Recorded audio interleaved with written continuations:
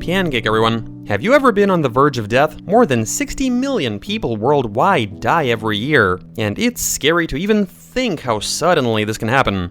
But the lucky ones, which we will tell you about today, were able to survive in the most extreme situations.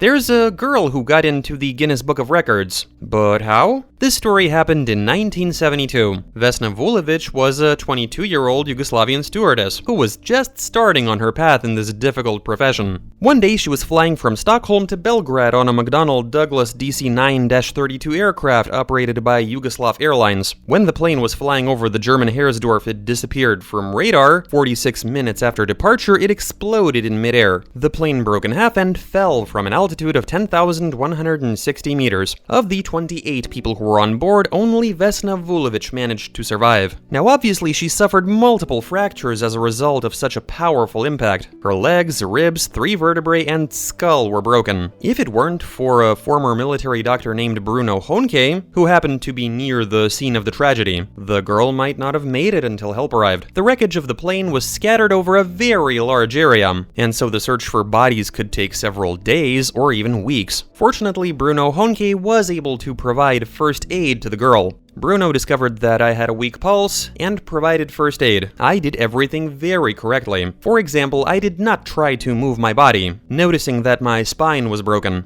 These words were taken from one of the numerous interviews of Vesna Vulovic. The treatment and recovery of the girl was long and difficult. She spent a year and 4 months in the hospital, and at first she could not move at all. The doctors were certain that Vulovic would never walk again, but she turned out to be persistent, and in the end she made a full recovery. The name of Vesna Vulovic was entered in the Guinness Book of World Records. 10,160 meters is the highest altitude after falling from which a person managed to survive. Have you ever heard of the speech that saved the ex-president of the United States of America? This story happened on October 14th, 1912, when Theodore Roosevelt was going to give a speech to a crowd in Milwaukee during the election campaign. Prior to this year, he had already been president twice, and now he was going to be elected for his 3rd term. Theodore Roosevelt had a lot of enemies, despite his good ratings. There was an active political struggle between Democrats and Republicans. A man named John Schrank shot Roosevelt with a .38 caliber revolver, but the bullet got stuck in the politician's chest after hitting a steel eyeglass case and a 50-page copy of the speech he was carrying in the inside pocket of his jacket. Hearing the shot, the crowd gasped. Theodore Roosevelt's bodyguards immediately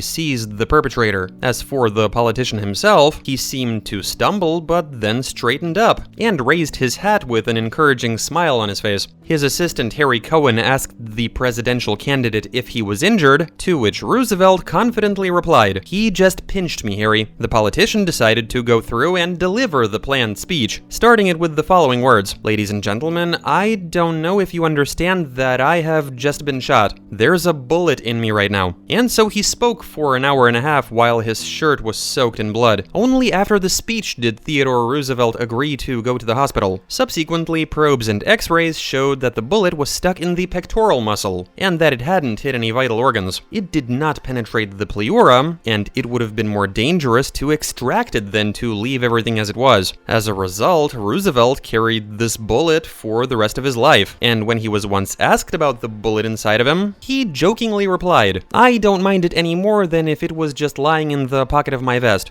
And here's another story that even inspired a movie. This took place on April 26, 2003. Aron Ralston was an experienced climber who went to explore Blue John Canyon in southern Utah, without telling anyone from his family and friends about his journey. Leaving his pickup truck in a parking lot, the man switched to a mountain bike and continued on his way. After traveling 15 miles, he had to leave his bike and walk the rest of the way. When Aron began to descend into one of the gorges, a large boulder blocking a meter-long crevice suddenly rolled and tightly pressed his right hand to the wall of the gap. And so, pinned down by a heavy stone, Aron spent more than 5 days in this crevice. During the first few hours, Aron tried to move the boulder with the help of tools and climbing equipment, but the attempts were in vain. Then he attempted to chip away at the stone. Nothing came of that either. All that did was blunt his knife. He didn't have enough food and water, there was no mobile service in that area, and he didn't have time to warn anybody that he was going there. This this meant that nobody was coming to the rescue. For all 5 days, Aron practically did not sleep because of the unbearable pain and piercing cold. When the water supply ran out, he started drinking his own urine, which also ran out on the 4th day. Then Aron began to lose consciousness and moan often. On day 5, it became clear to the man that the only chance to survive was to cut off his own hand, and so he did. The amputation of the hand was performed with the help of an ordinary penknife, which was already blunted from prolonged attempts to chip away at the stone. After that, Aron Ralston managed to get to the rescuers. So the man lost his arm, but he was able to save his own life. And what is a hand compared to a lifetime? Based on this story, the film 127 Hours was filmed in 2010. And if you found this story interesting, then we definitely recommend you watch it. And the next situation that got into the Guinness Book of Records is the story of a man with a very unusual fate. Roy Sullivan is a man who was able to survive 7 lightning strikes. Dear viewers of the Pancake channel, if you are interested in finding out what happened to this and other lucky people from our video, then be sure to watch it to the end. Also, don't forget to support our video with likes and subs.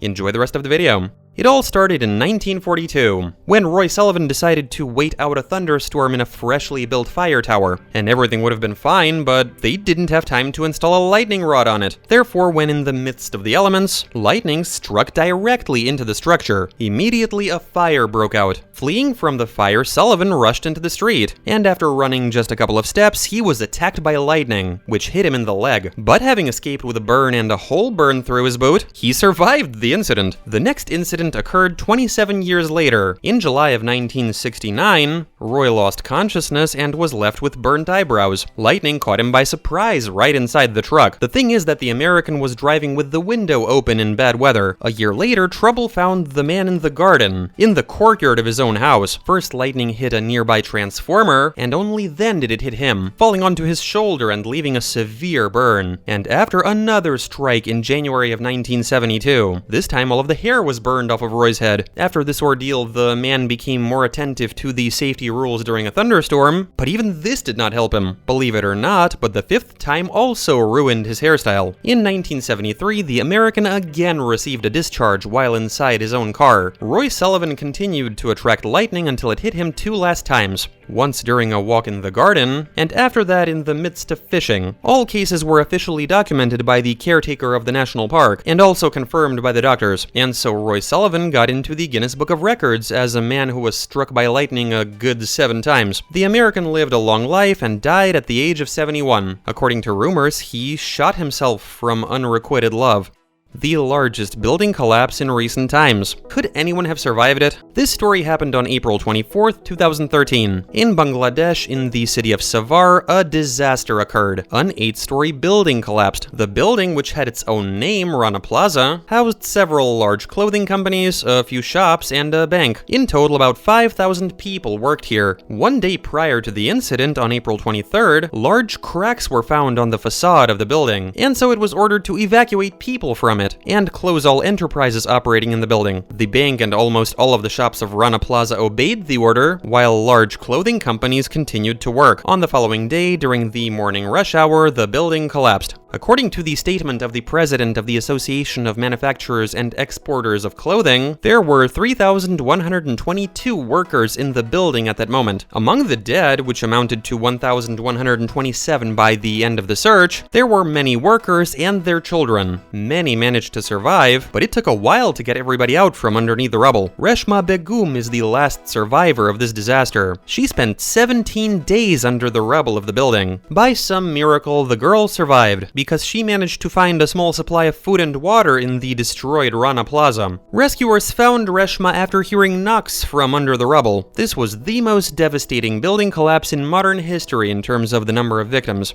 Have you ever heard of the luckiest unlucky person on Earth? That's the nickname they gave to Frano Selak, who cheated death as many as 7 times. Frano Selak was a music teacher from Croatia. He faced death 7 times and managed to survive every time. And by the end of his life, he also got rich. The first time it happened to him was in 1957. The bus in which the man was traveling left the road and fell into the river. Selak and the driver managed to get out. They easily swam to shore. The men escaped with only a few minor cuts and bruises. The next disaster occurred in 19 1962 during a train ride. A boulder fell onto the rails, causing the train to derail and fall into the icy Neretva River. Selak managed to break the window of the compartment and get out of the car, as well as save the life of a friend who was traveling with him. Frano Selak received only a broken arm and hypothermia. 17 other passengers froze or drowned in the icy river. In 1963, Selak boarded a charter flight from Zagreb to Rijeka to visit his sick mother. It was his first flight on an airplane. There were no seats in it, but the man managed to convince the crew to take him with them. Not far from the destination airport, the plane had a technical malfunction. It began to lose altitude and eventually crashed into a mountain. But before the fall, the door of the plane was torn off, and Selak fell out from a height of 800 meters, and this entire ordeal ended with him landing in a haystack. It saved his life. Later, in 1970, Selak was driving his car when it suddenly caught fire. He managed to exit the car and move to a safe distance a few seconds before the flames reached the fuel tank. In 1973, another car trip turned out to be a failure. While Selak was driving, some oil found its way onto the engine, and as a result, there were flames coming through the vents. And even though most of Frano Selak's hair was burned off, he did not suffer any other injuries. In 1995, the Croat was hit by a bus in Zagreb. This time, the man was seriously injured. That said, he did manage to survive, which, given the severity of the incident, was also a miracle. In 1996, Frano's car collided with a truck. From the impact, his car was thrown off the edge of a cliff. It flew about 100 meters down and landed on a tree,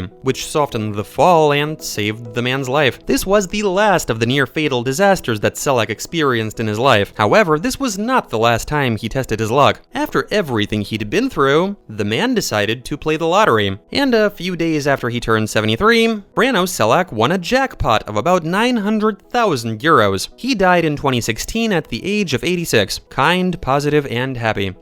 These lucky people were literally born with silver spoons in their mouths. Of course, it's hard to call them lucky per se. It would have been better if such situations didn't happen in their lives at all, but fate decided otherwise.